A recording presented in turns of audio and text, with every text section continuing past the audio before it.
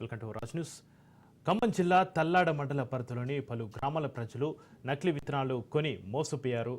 మల్లవరం, నరసరావుపేట, అన్నారుగూడెం గ్రామాల్లో నకిలీ మిర్చి విత్తనాలతో నష్టపోయామని రైతులు వాపోయారు. సుమారు 20 ఎకరాల్లో వేసిన సారా G20 రకం మిర్చి విత్తనాలతో ఎకరాకు 1,70,000 నష్టపోయామంటూ రైతులు ఆవేదన వ్యక్తం చేస్తున్నారు. ఎకరాకు 3 క్వింటాలు కూడా దిగుబడి రాదంటూ మొరపెట్టుకుంటున్నారు రైతులు. నకిలీ విత్తనాలు అంటగట్టిన డీలర్పై చర్యలు తీసుకోవాలని రైతులు డిమాండ్ చేస్తున్నారు.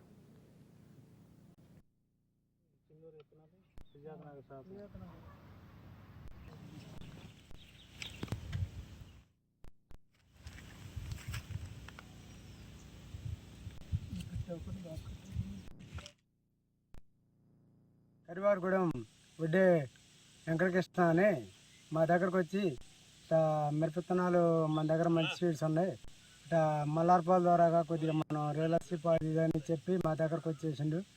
వచ్చిన తర్వాత మేము సరే ఆయన మాటలు నమ్మి ఆయన దగ్గర విత్తనాలు తీసుకోవడం జరిగింది. విత్తనాలు తీసుకున్న తర్వాత ఆయన 40-30 పాటు పెట్టమని అన్నాడు. 40-30 పాటు పెట్టమని అన్నాడు. 40-30 పాటు పెట్టమని అంటే పెట్టడం జరిగింది. నేను దానికి ఎంత పెట్టుబడి పెట్టినా కూడా అసలు పొలం ఎదగట్లేదు. ఎదగపోయాలకే ఒక రోజు మేమందరం రైతులు మొత్తం పోయి, ఏందన్నా మరి ఏరే వాళ్ళు ఇచ్చిన విత్తనాలు ఎదిగినాయి, నువ్వు ఇచ్చిన విత్తనాలు అసలు ఎదగలేదు, కాపు చెట్టు 4 కాయలు కాసి ఆగిపోయినాయి, ఎంత పెట్టుబడి పెట్టినా కూడా ఎదగట్లేదు అని అంటే నేనేం చేశాను, కంపెనీ వాడు నాకు స్పందించట్లేదు, బెదిరెత్తాను మమ్మల్ని, మీరు ఏదైనా చేసుకునేది ఉంటే చేసుకోండి అని బెదిరెత్తాడు. అందుకనే ఈ విషయాన్ని కొద్దిగా రైతులను దృష్టిలో పెట్టుకొని ప్రభుత్వం వారు మాకు రైతులకి న్యాయం చేయాలని. వడ్డే వెంకటకృష్ణ కారు వేసుకొని వచ్చిండు. విత్తనాలు మంచి క్వాలిటీ ఉండే మన కాడ ఉండవు. మేము అప్పటికి నమ్మలేదు. 45 క్వింటాలు అయింది, 30-40 పెట్టండి, మీకు ఏదన్నా తేడా వస్తే నేను ఆది రెస్పాన్స్, మీ నెంబర్ 1 విత్తనం నల్లి వ్యాపించదు, ఏమి వ్యాపించదు అని మాటలు చెప్పింది.